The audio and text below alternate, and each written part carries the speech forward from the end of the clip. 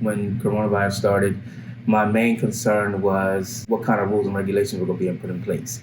My program, my nonprofit operates like in a gym. So we're around each other all the time.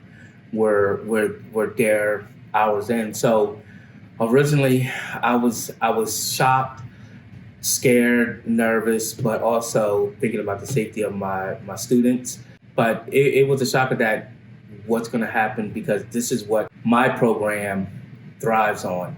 This is how we are sustainable and things of that nature. So when everything hit, I didn't know if I was going to be able to survive or not, or I really had to become creative and see what else is out there for me to do instead of what the main component of my program is doing. So once we got into the pandemic, my immediate thought was, what else can I do to continue to keep pushing the program forward? And Dana came into play. I was very lucky that I got in contact with Dana, and we were able to now hire someone to help us with board ordinance and strategic planning, which is something that been on the back burner for so long.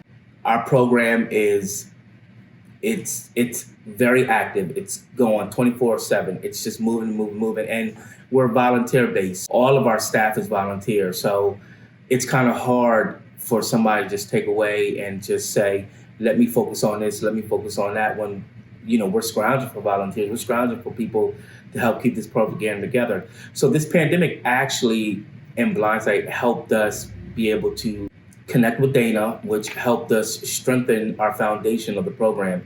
It helped us to create more structure. It helped us to strengthen our board, and it helped us to look at different avenues to fundraise.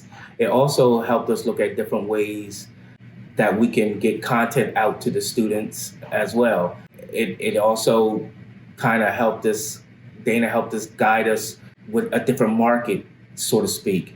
We were focused on one area where now we have more community involvement. We have more involvement in other places that we pretty much been lacking. It's good for us to have this downtime so we could refocus, build a better foundation, and also look at different ways that if one part of our program goes down, we still have the rest, other parts of the program that's going to keep us pushing full steam ahead. I look at this pandemic as something that's bad, yes, but there's also some good that came out of it. I think it was a reset that not only the activity that I am needed, but this world needed. Like, believe it or not, it made people spend time with their family, get reconnected with family, and all that good stuff. It's a blessing and a curse. I believe Dana's going to be very busy. Throughout this pandemic, Dana has pushed out so many tips and so much information for nonprofits that sectors that was barely giving out funds are now giving out funds because of the awareness Dana has brought to the foremost. I think nonprofits, some unfortunately are not going to survive, but I think some are actually going to get stronger because they have developed skills over this time to where they're now able to navigate different avenues. They're able to create more programs. They're able to connect with people that they talk to over this pandemic because there has been many workshops. Dana has this meeting every Tuesday. It's a Zoom meeting that they have where a lot of directors come in and they just collaborate and they talk.